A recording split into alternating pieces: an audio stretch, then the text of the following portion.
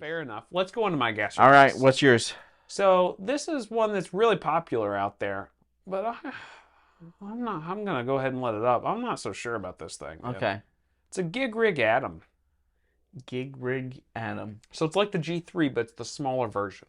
Okay. So it is. It's got like 99 presets you can do via MIDI and all that stuff. Mm-hmm. It's got 6 loops in it, 6 pedal loops. It does have a tuner built in it, so you don't have to worry about a tuner anymore. Okay. But it's $1,200.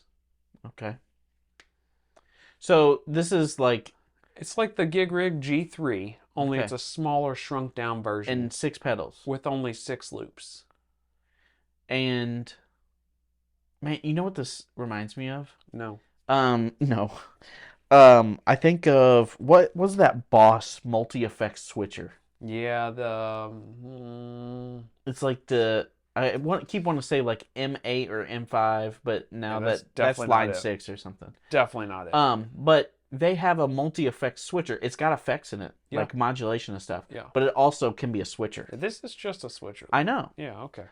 Which is why I would just want to go the Boss route.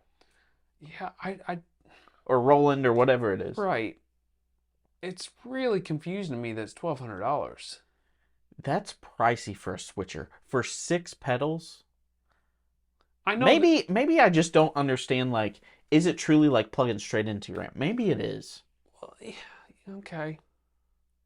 I don't know, man. $1,200. I like that pedal show's great. I've Oh, got we love a him. lot of information out of it. I really like Dan. He's a very intelligent guy. Mick's awesome. Mick too. I think the GigRig stuff's great. Yeah. From what I understand.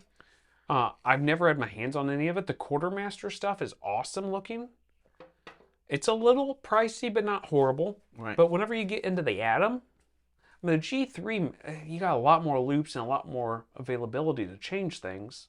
It's a little more expensive, but boy, the Atom seems like it's really pricey to me. Yeah, I'll tell you right now, I don't want this. Yeah. Like, I mean, with all due respect. Right. No thanks. Yeah.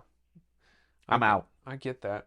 We talked about, like, we need to, like, shake out some of these Klon pedals we've got, and we're willing to shoot some of them out. Yeah. And like do a little bit of a comparison to see what we think of them, just for personal interest. And yeah, we'll throw it on a video or do whatever. But just to have our personal interest, we want to do it.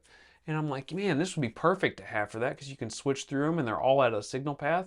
And I'm like, $1,200. Like, yeah. People like Voodoo Labs makes a version of it that I'm sure is not as good technically and all that stuff. But am I going to notice that much of a difference? I mean, I don't know. To me, it's hard to swallow that pill. $1,200. Yeah, that's how I feel about it. No thanks. I'm out.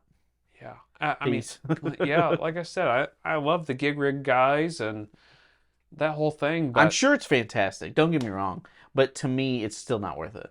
Yeah, I would just rather put that. I mean, that's a Princeton. That's a, you know what I mean? There's a lot of things you could pick up for $1,200. Not to say that you need to undervalue. It's like people that undervalue power supplies. Don't undervalue your power supply. Nobody wants to buy it, but you have to. But how much, unless you've got some vintage effects that have horrible buffers in them, how much is 6 pedals really messing your signal up? I don't know. That's another thing I'd love to test one day too, is like, what's the number of pedals where it truly starts affecting it? Because every pedal's different. Well, and you got a buffer, you got true bypass, you know. But where's that kind of number of pedals that it really is starting to affect it quite a bit versus just, you know, a long cable? Yeah, I don't know. I don't either, but this thing here is definitely a pass for me. It's a pass for me. Okay, so we're not totally off the rails there. No.